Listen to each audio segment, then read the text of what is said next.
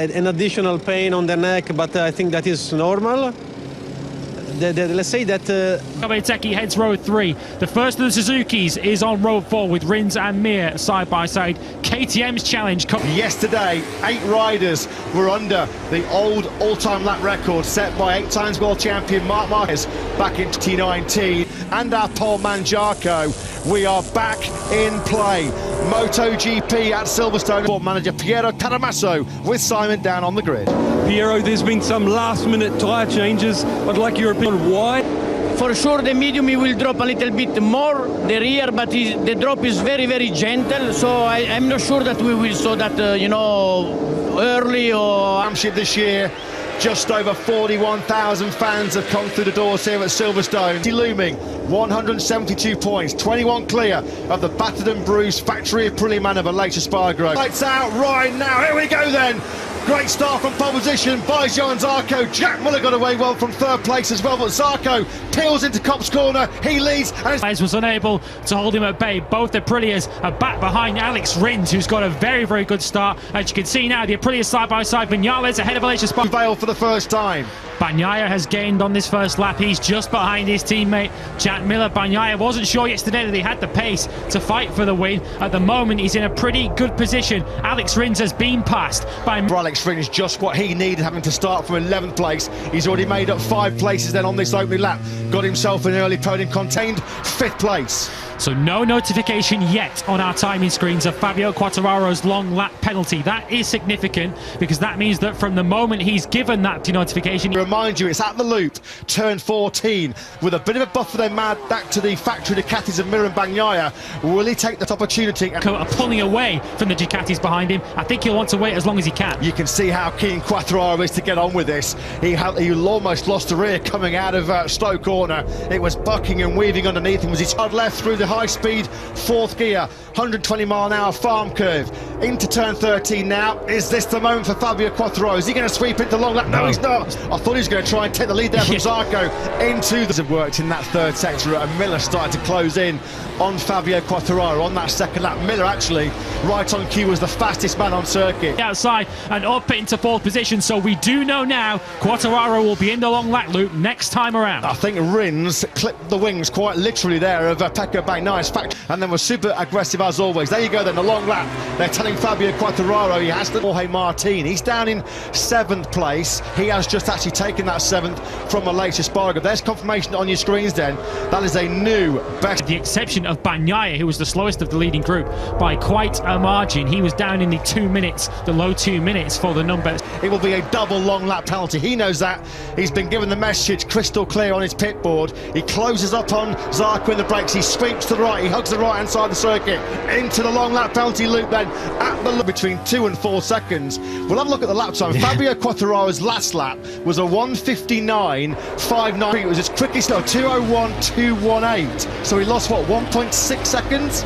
Yeah, not bad. Under pressure very, very shortly. He'll have him under pressure now. In the podium positions and in the groove. This is the Alex Rins that we haven't seen really since pre-Barcelona when he had that fractured wrist in the contract. Zarco's crashed out of the lead.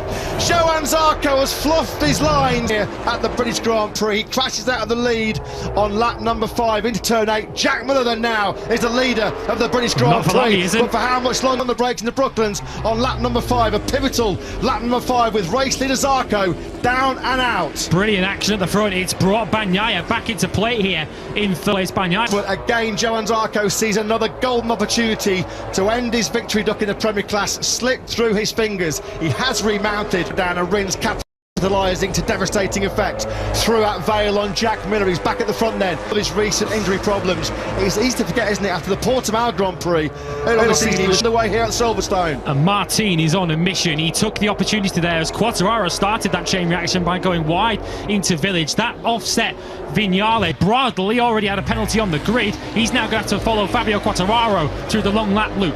over the line to work for fourth after his fellow Frenchman Johan Zarco bit the dust down at turn number 8. Now then, Rins with clear track. Nothing that Quattararo could do. He was powerless to defend against Martin. So Quattararo nudged back to 5th. Here comes Bagnaia now on the inside. Feels he's faster than Jack Miller. He's seeing Alex Rins disappear into the distance and knows he needs to get on with it and try and stop the Suzuki man from pulling. Click into his pace. He's so good at managing the tyres as well. You don't normally see the Suzuki silky smooth hands of Alex Rins. Well, Alex Rins was one of the riders who changed tyres on the grid. He went to the grid immediately, or initially within 44 degrees. So Alex Rins has got to make sure he has some grip late in the race, and he's got the right rubber for it. Yeah, he has. He's dipped back into the 150. And of course, with the hottest conditions of the weekend so far in this group, front tyre pressure, front tyre temperature. Teeth as he tries to just salvage any points he can from this Grand Prix. He's just lost 7th to Mir, and the KTMs are now queuing up behind him.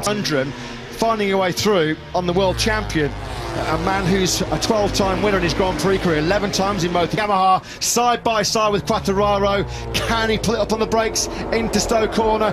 3rd gear. At the front of this Grand Prix, the lead at the halfway stage of this, the 9th lap, is down to just under 7/10 of a second. Bagnaia dipped. Mere between Quattararo and Aleix Espargaro there. They're 5th and 7th at the moment for grabs for the first time in MotoGP. It all went horribly wrong on the brakes into turn 8, and it's a premature ending to the Silverstone action. Around 22, 23 degrees, hotter than we've had all weekend so far. This is kind of a journey into the unknown territory for these riders. Use some grunt of that Ducati GP22 down the Wellington Straight rather, and put the boot into Alex Rins on the brakes in the Brooklands. Over half distance. This is actually an option available on the rear. Just behind them then we have Martin, who once again was slightly faster. Get the job done. Likewise, so does Alex Rins. Alex Rins though chasing his first Grand Prix victory since. In danger of being detached here. It's around a half a second gap up to Viñales up ahead of him. Joan Mir is just behind him in 7th. Aleix Espargaro, you can ride on board. 5th gear, 140 miles an hour over the line to start lap 12. Alex Rins has an advantage over Bang last lap, and he's nearly 7/10 now behind the man who started 2nd. I think that was more Viñales going forwards than Quattararo. Slipstream behind the factory Suzuki. Managed to pull it up on the brakes into Stowe corner, and for the first time in this Grand Prix, Pecco Bagnaia. He well have found it, but he fears for the final 6 laps of this Grand Prix, Bagnaia, so he's hit the front now, but is he still going to have that grip at the end of the Grand Prix? It feels as if the cork in the... Behind Fabio Quattararo, straight away, having got through on Rins on that lap number 12. Close as he can get to the Aprilia up ahead of him. You see Miller shaping for a move. Here's Bastianini, who was also... And Luca Marini in collisions just after the start of the Grand Prix in Assen, as Maverick Viñales has made her way through on Jorge Martin up into 4th. That will certainly be playing in the back of his mind. This was the move from Maverick. Overtakes in 7 laps. Yeah, impressive. Well, we know how good he is, how he operated in Grand Prix victories earlier on this season, both in Qatar, in Austin and in Le Mans. He's comfortably clear of his teammate Luca Marini, who's 4 seconds adrift in a pretty disappointing 13th right now. He's seen very little by Maverick Viñales. Viñales looked like he had the much better drive, the much better edge grip on the throttle coming out of Aintree corner. Pecco Bagnaia, who is the clear, with Zarco out of contention, now the top man in terms of championship with the Ducati. Although Mir's gone down, Joan Mir, well, he was running in ski, he tipped it in. That went really early, didn't it? The Aintree corner. Brilliant race action here at the British Grand Prix at Silverstone. As we go into Cops, is he going to try and force it to fit? He is. Bastianini up the inside of the world. Bastianini, rather. I was just about to say, shout out to Aleix Espargaro. Yes. He has just been passed by Miguel Oliveira, but he had to make that move at this juncture of the race because he was running out of time to hunt when he won by over 2.5 seconds. History will not repeat itself for the reigning world champion. Into Brooklands on the final lap, and Quattararo under pressure himself from Miguel Oliveira. Look at this into Abbey. Oliveira through. Yeah, the day's getting worse for Fabio Quattararo, although Quattararo to Aintree corner, and Maverick Viñales on course for back-to-back podiums on the factory Aprilia, and a 4th in a row here at Silverstone. What can he do about the 2 Ducatis? Viñales is 8/10 of a second off the lead with 3 to go. Without that top wing for an air bash hand, no mean feat when you've got a full aero package. Brilliant job this by Bastianini.